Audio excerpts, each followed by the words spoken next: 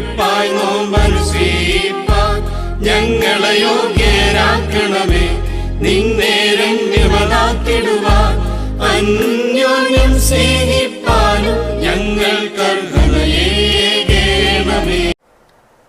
ഫെലിസ്ത്യരുടെ പാളയത്തിൽ നിന്ന് ഗഥ്യനായ ഗോല്യാത്ത് എന്ന ഒരു മല്ലൻ പുറപ്പെട്ടു. ഞാനിന്ന് ഇസ്രായേൽ നിരകളെ വെല്ലുവിളിക്കുന്നു.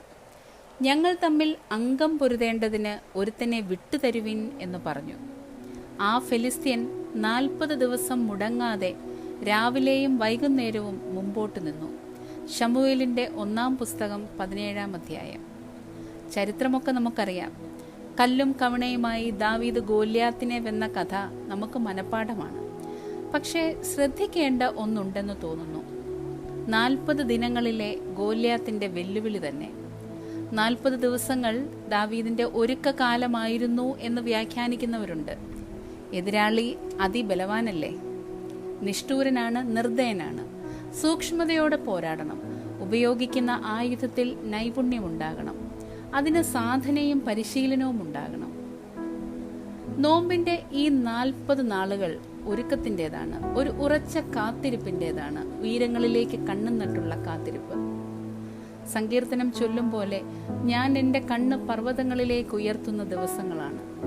എല്ലാ പ്രളയങ്ങൾക്കും കൊടുങ്കാറ്റുകൾക്കുമിടയിൽ 40 ദിനങ്ങൾ ഉയർന്ന ദർശനത്തോടെ ഉറച്ചു നിൽക്കുക. പരീക്ഷകൾക്കിടയിൽ പ്രത്യാശയുടെ കൊടുമുടികളിൽ നിന്ന് കണ്ണുമാറ്റാതിരിക്കാൻ ശ്രദ്ധിക്കണേ. ക്രിസ്തുവിന്റെ മുഖത്ത് നിന്ന് കടലിന്റെ മുഖത്തേക്കുള്ള നോട്ടപ്പിശകാണ് പത്രോസിനെ വീഴ്ത്തുക. നോഹയുടെ ആയുസിന്റെ 600-ാം സംവത്സരത്തിൽ 2-ാം മാസം 17-ാം തീയതി അന്ന് തന്നെ ആഴിയുടെ ഉറവുകളൊക്കെയും പിളർന്ന് ആകാശത്തിന്റെ കിളിവാതിലുകളും തുറന്നു. 40 രാവും 40 പകലും ഭൂമിയിൽ മഴ പെയ്തു. ഉൽപ്പത്തി പുസ്തകം 7-ാം അധ്യായം 11-ഉം 12-ഉം വാക്യങ്ങൾ. ശരിക്കും നോമ്പ് ഒരു മഴപ്പെയ്ത്താണ്. സാത്താൻ ഉയർന്ന മലയിലേക്ക് അവനെ കൊണ്ടുപോയി എന്ന് നാം വായിക്കുന്നു. എന്നാലോ പ്രലോഭന മലയിൽ തിരുവചനത്തിന്റെ തീ വിതറി സാത്താനെ താൻ മുട്ടുകുത്തിക്കുന്നുണ്ട്. സത്യം വിളിച്ചു പറയാൻ ഒരു മലയിൽ കയറിയപ്പോൾ ചരിത്രം അതിനെ ഗിരിപ്രഭാഷണം എന്ന് വിളിച്ചു. താബോറിൽ പ്രാർത്ഥിക്കുമ്പോൾ മുഖത്തിന്റെ ഭാവം മാറി ഒടുവിൽ അതിനെ വെളിച്ചത്തിന്റെ കുന്നാക്കി തീർത്തു.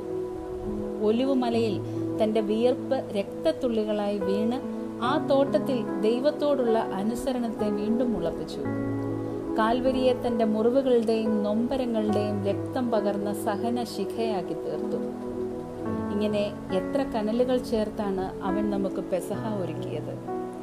അവസാന അത്താഴമേശയിലും വലിയ വെള്ളിയുടെ കുരിശിലും ഉത്ഥാനപ്പിറ്റേന്ന് തിബരിയോസിന്റെ കടൽക്കരയിലും താൻ വിളമ്പുന്നത് തീക്കുന്നുകൾ കൂട്ടി ഒരുക്കിയ ഒരു ജീവിതത്തെയാണ്.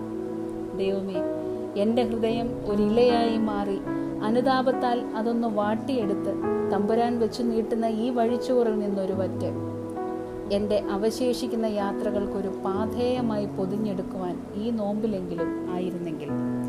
ആത്മാവിൻ്റെ ജാഗരണത്തോടും നിർമ്മലതയോടും ശരീരവെടുപ്പോടും വിശുദ്ധിയോടും രാപ്പകൽ നിന്റെ തിരുമുൻപാകെ സമർപ്പിക്കുന്ന പ്രാർത്ഥനകളോടെ ഞങ്ങൾ ജീവിച്ച് സുഹൃത നടപടികളാകുന്ന വഴിയാഹാരങ്ങളോടെ പരിശുദ്ധ പെസഹായിക്കും എല്ലാ വിശുദ്ധന്മാർക്കും സിദ്ധിക്കാനിരിക്കുന്ന ഉയർത്തെഴുന്നേൽപ്പിനും ഞങ്ങൾ യോഗ്യനായി തീരണമേ.